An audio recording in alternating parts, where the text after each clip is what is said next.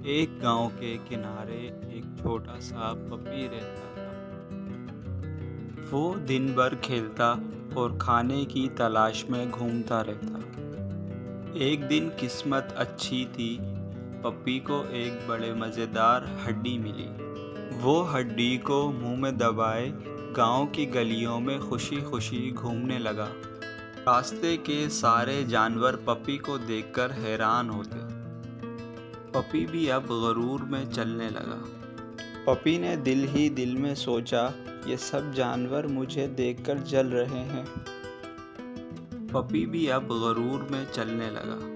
कुछ देर बाद पपी एक पुल पर चढ़ने लगा, जो दरिया के ऊपर बना हुआ था। जैसे ही पपी ने पुल से नीचे झांका, वहाँ एक और डॉगी बैठा था। उसके पास भी वैसे ही हड्डी थी जैसी पपी के पास थी। पपी चौंक गया और बोला, ये दूसरा डॉगी कौन है? पपी ने दिल में सोचा, दूसरे डॉगी के पास जो बड़ी हड्डी है, अगर वो भी मुझे मिल जाए तो कितना मज़ा आएगा। लालच ने इसके दिल को घेर लिया।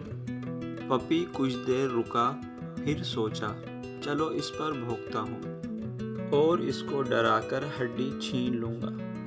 जैसे ही पपी ने मुंह खोला और भौ भौ करने लगा, तो पपी की अपनी हड्डी मुंह से निकली और पानी में जा गिरी।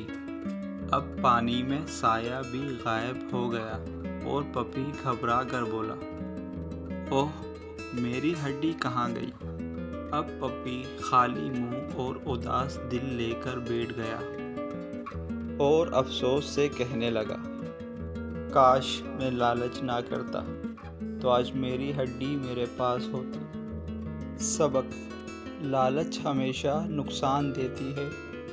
जो चीज़ हमारे पास हो, हमें उसकी कदर करनी चाहिए।